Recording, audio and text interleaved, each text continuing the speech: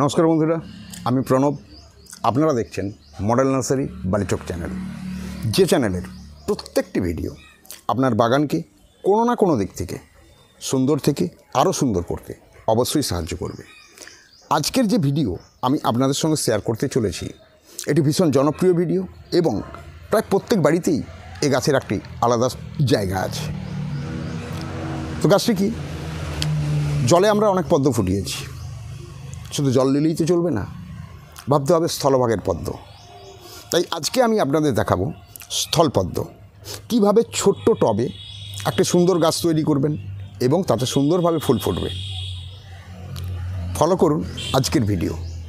স্থলপদ্ম যাদের পুরানো আছে, রিপোর্টিং করতে চান, এই সময় করে ফেলুন। আর যারা নতুন লাগাতে চাইছেন চারা, এই সময় চারা সংগ্রহ করে প্রতিস্থাপন করুন। তাহলে আজকে শুরু করছি স্থলপদ্ম কীভাবে আপনি ছোট্ট পটে সুন্দর একটি গাছ তৈরি করবেন আর তাতে প্রচুরভাবে ফুল ফোটাবেন। সময়টা খুব ভালো করে খেয়াল রাখুন, ফেব্রুয়ারি মাসের মধ্যেই কাজগুলো করবেন। তো আমি করছি ফেব্রুয়ারির শেষের দিকে, তার ফলে দেখুন গাছের ডালে কিছুটা করে ডাল বেরিয়ে গেছে, আর কিছুটা আগে করার প্রয়োজন ছিল।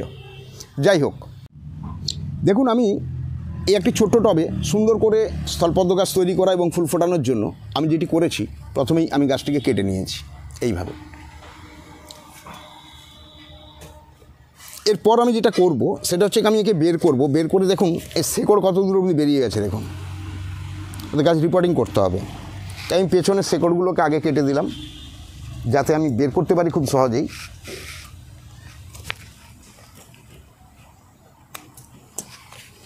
এরপর আমি একে পুরো বের করে নেব টব থেকে।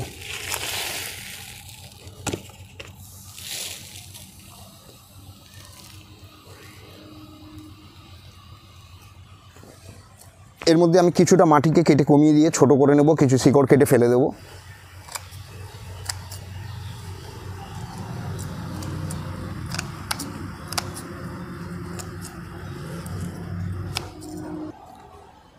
দেখুন বন্ধুরা, আমি এটা কেটে বাদ দিয়ে দিয়েছি। এইভাবে মোটা শিকড় ছিল, সেটাও আমি কেটে বাদ দিয়ে দিয়েছি। এই আমি রেখেছি নিট, একটু মোটা শিকড় আছে, তার সঙ্গে আমি সাইড থেকে কিছু শিকড় কেটে বাদ দিয়ে দিয়েছি। এরপর আমি এটিকে রিপোর্টিং করব। এই রিপোর্টিং করার জন্য আমি কি করব, দেখুন যে পুরানো মাটিগুলো আমি শিকড় কেটে বাদ দিয়ে দিয়েছিলাম, সেগুলো থেকে কিছুটা মাটিকে আমি ঝেড়ে নিয়েছি এবং খুব পরিষ্কার দেখে নিচ্ছি যার মধ্যে কোনো রকম শিকড়ের টুকরো নেই। তো আপনারা এখানে নতুন মাটি ব্যবহার করতে পারেন। এই মাটির সঙ্গে আমি যেটি মেশাবো, যে কোনো একটি কম্পোস্ট, সেটি আপনার ভার্মি কম্পোস্ট হতে পারে, আদার্স কাউডাঙ্ক হতে পারে, বা গোবর খত যেটা, বা কিচেন কম্পোস্ট হতে পারে। এটিকে আমি এই মাটির সঙ্গে মিশিয়ে নেব। পরিমাণ প্রায় 50-50, অর্থাৎ অর্ধেক মাটি আর অর্ধেক কম্পোস্ট। এরপর যেটি করতে হবে সেটি হচ্ছে এই ধরনের ছোট্ট পট, এবং যে পটের মধ্যে ওয়েল ড্রেনেজ ব্যবস্থা করতে হবে। খলমকুচি দেবেন ফুটের সোজা, তার উপরে রাবিশ বালির সেটা দেবেন উপরে। দেওয়ার পর 1 ইঞ্চি মতো একটি লেয়ার করে দেবেন, যাতে করে কোনো রকম জল ব্লক না হয়। এরপর যেটি করতে হবে সেটি হচ্ছে মাটি। এইভাবে টবের নিচে কিছুটা মাটি দিলাম,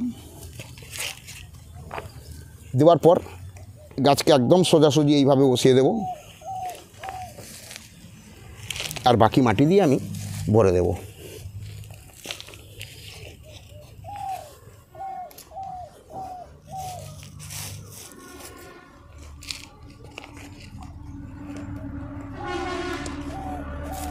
তো এই কাজটি সবসময় ফেব্রুয়ারিতেই করবেন, কারণ ডরমেন্সি থেকে বের হয়ে গেছে গাছ, এবারে গাছ ব্রাঞ্চ খুলবে, নতুন করে ফুল দেবে।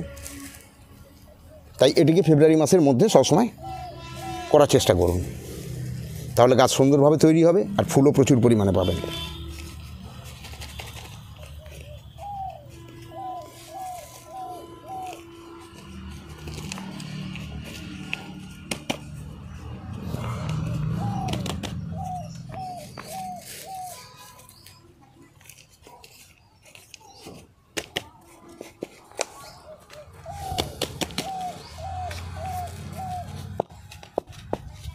দেখুন আমার রিপোর্টিং করা হয়ে গেছে।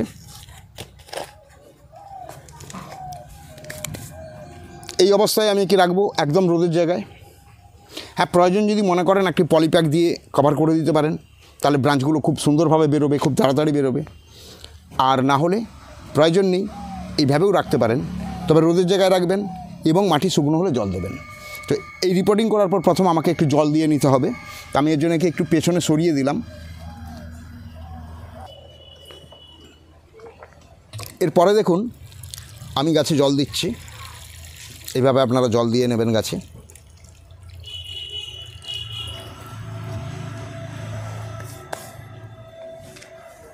এরপর যাতে খুব তাড়াতাড়ি এবং সুন্দরভাবে ব্রাঞ্চগুলো বের হয়, তার জন্য আমি একটি প্লাস্টিক ক্যারি ব্যাগ এইভাবে ধরবো, এইভাবে চাপা দিলাম।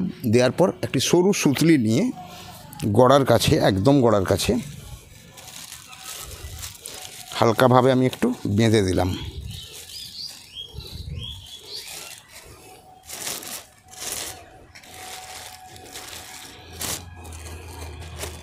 এইভাবে এরপর একে রাখবো সম্পূর্ণ রোদের জায়গায়। এরপরে বলি কতগুলো সমস্যার মুখোমুখি আপনাদের পরবর্তী মুহূর্তেই হতে হবে। সেগুলো কি? যখন নতুন ব্রাঞ্চ বেরোবে তখনই দেখবেন সাদা পোকা বা মিলিবাগের আক্রমণ স্থলপদ্ম গাছে হতে পারে, এটি সবচেয়ে বেশি হয়। তখন আপনারা এক কাজ করবেন, ইমিডাক্লোরাইড এটি লিটারে 2 ml ফেলে সপ্তাহে পরপর 2 দিন 2 বার স্প্রে করে দেবেন। দিলে আপনার মিলিবাগের সমস্যাগুলো মিটে যাবে, আর কিছুই সমস্যা নেই। এরপর গাছে সুন্দরভাবে ফুল ফুটবে আর আপনার এনজয় করার পালা। ওকে বন্ধুরা, আজকের ভিডিও এ পর্যন্তই। টাটা, বাই বাই, চললাম। যদি আপনাদের ভালো লাগে অবশ্যই লাইক, কমেন্ট, শেয়ার করতে ভুলবেন না ভিডিওটি।